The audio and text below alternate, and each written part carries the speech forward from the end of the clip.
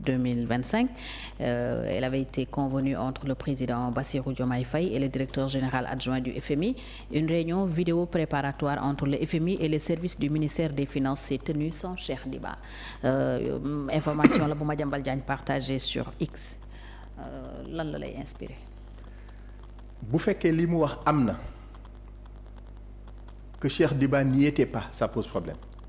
Pourquoi? Ça c'est non. Ah non. Cheikh, il était là avant. Il est là maintenant, comme le patron de tout le monde. Oui. Une réunion aussi importante, préparatoire, où il faut parler des vrais et bons chiffres que le FMI attend depuis boobu ba léegi mu mun a déléguer moom sa présence, ça pose problème. Deux, FMI est dans son rôle normal. FMI dafa ñëw Sénégal ñëwati fi même période de crise yu métti yooyu FMI da doon ñëw Sénégal di jël ay chiffres di yóbbu di indi xaalis di jox Sénégal yow nga falu ne ko chiffres yi nga yor yëpp dara baaxu ci yéen ak seeni techniciens yëpp maa leen gën a aay man gis naa erreur yi te yéen gisu leen ko woon FMI ne ah bon.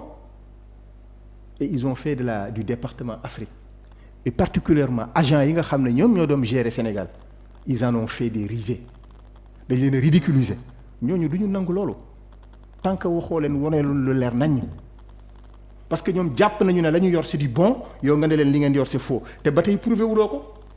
joxoo leen luy prouver ne y a du faux est-ce que yaakaar nga ne à l'issue de cette rencontre là. Solution dina am. Vivement que solution am parce que problème plan de redressement avec frio mi tollu yëpp quand même c'est parti de cette histoire de faux chiffres. Effectivement man vivement que solution am et c'est là où j'étais pas d'accord avec le président Amadou Ba mais il a fini à me convaincre. À chaque fois dañ doon dal ci kawam il faut que tu sortes il faut que tu prennes la parole. Oui. Le rôle que tu as joué nanga ma nga mu ne leen waxtu wi jotagul. waxtu wi jotagul est-ce que tu sais pourquoi waxtu wi jotagul. Parce que moom wóor na ko ni am na benn position wala benn déclaration xam bu ko defee tey ci contexte bi ñu toll il compromet l'avenir du pays parce que ñii ce sont ses élèves fële mu jóge c'est lui qui gérait presque l'essentiel des avancées que le Sénégal a connues kon il est entre le marteau et l'enclume il est obligé d'attendre ba xam exactement fan la crise bi jëm balaa mu ciy àddu. Autrement li ma bëgg a wax exactement mooy réew mi toll na foo xamante ne tey le président Diomaye da nga jóge ci dialogue mais bul nangu le rapport ñi biaisé ko reconvoque les Sénégalais autour de l'économie bul toppatoo son premier ministre dans son tintamarre et son jeu de populisme et impactant négativement l'économie du pays amul njariñ moom na jël les rênes du pays parce que moom la ñu fal bu xuloo waree na ko def parce que réew mi jar na xuloo bu xeex waree na ko def parce que réew mi jar na xeex. bu mu fi nekk di dugg ci ay logique ku tuddee naa yaayam doom tuddee naa sama papa doom loolu c'est pas nos problèmes ce pays n'a pas besoin de ça ce pays li mu soxla mooy exactement des compétents qui dirigent ce pays convenablement li warta am waru fee am li war a am moo war a am ak ña ko war a def donc c'est ça que le président Amadou Ba souhaite donc man damay souhaiter également que FMI ak le Sénégal renouer le dialogue ba solution am seen diggante ñoom ñaar. Parce que boo duggee ci site de référencement yi nga xamante ne tey on doit financer les pays en développement mais le Sénégal du ci bokk parce que le Sénégal n'est plus référencé par le FMI. Et il faut que ñu redorer waat le blason pour ñëwaat sur les orthodoxies. delluwaat fi ñu nekkoon. Alors en réponse peut-être à cet isolement on espère momentané bu FMI Ousmane Sonko tëgg na plan de redressement boo xam ne 90% nee na financement bi dafa bëgg mu jóge ci réew mi endogénisation de l'économie lay woote d'ailleurs depuis ñu fal leen alors est-ce que loolu pari risqué la pour yow wala quand même c'est faisable mën na ko réussir. C'était faisable bu fekkoon jàppul Sénégalais yëpp tëj leen. Qu'est-ce que ça a à voir? Soxna Fatou, aucun Sénégalais ne sortira 5 milliards bu ko Sénégal soxla woon tey aucun homme d'affaires pour lebal ko gouvernement bu Sénégal. ndax reddition des comptes. Non seulement reddition des comptes mais ñoom jàpp nañu ne ku am 5 milliards liggéeyu ko danga ko sàcc ba ñi liggéey ci seen ñaq yor seeni milliards yu bari denc ko kenn nangootu koo génne kon balaa ngay wax financement endogène da ngay créer d'abord les conditions de développement des Sénégalais yi nga xamante ni ñoo ko war a financer. Financement endogène développement endogène c'est pas des concepts qui sont nés maintenant hein.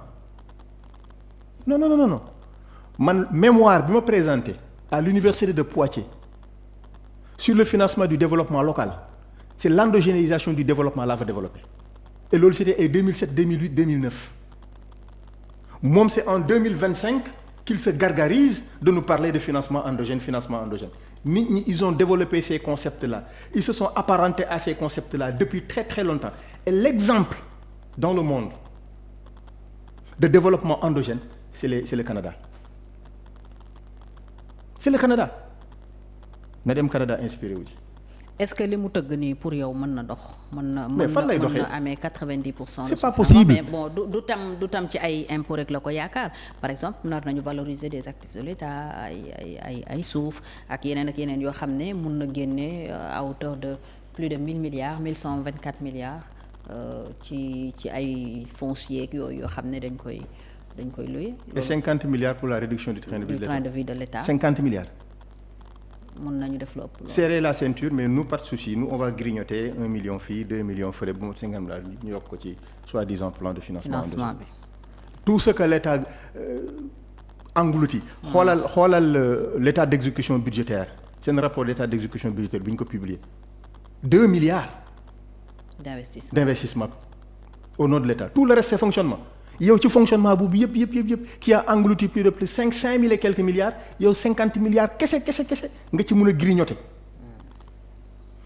ba pare tu demandes aux Sénégalais tiktokeur cigarette bi transfert d'argent yéen li ngeen di gagner foofu dama koy wàññi te man li nga xamante ne moom laa war di fonctionner man état 50 rek laa ci mën a génne kan moo koy nangu suñ ko nangul ça veut dire que plan bi day échouer. mais le plan est né pour échouer il le sait. nee naa la lui il faisait son spectacle au Grand Théâtre dafa waroon woowu ñoom Wally Seck ñoom kii Diop comment ça le jeune musicien là. Sidi Diop Nobel xaw ma mbëggeel ñoom Viviane ñu concurrencer foofu. da ngay tooñ nag. non mais attends c'est le seul cadre qu'il a pu trouver. peut-être par rapport au nombre d'invités. mais écoute nombre d'invités non toi aussi on n'a pas besoin d'un nombre d'invités exponentiel. on a besoin de la qualité dem Assemblée nationale qu'il fait valider son plan moo gën mu am discussion de fond nit ñi poser ko ay questions mu tontu. rassurer Sénégalais mais tu fuis toujours les vrais débats. effaceur ku ma fi wax lii naa la tëj kaso di ngeen xam ne nangam ak nangam li fi amoon jeex na fi Diomaye boo mënut a gérer bàyyil ma gérer muy gérer il n'est pas président lui. alors économie ak sociale souvent ñooy ñaari mbir yi nga xam ne ci la askan di évaluer. Pouvoir donc mandat bi dafa tombeek aussi ñu am problème ci ni askan bi di dundee économie bi tam mi ngi sooxe su dee plan bi doxul yan conséquences la mën a am pour le mandat. ñoom ñoo ñu teg social bu difficile bi ñoom ñoo ñu teg économie bu difficile bi en 2024 quand il prenait le pays meluloon nii. waaw les clignotants étaient au vert. dañu waxante dëgg. selon les FMI. c'était pas comme ça.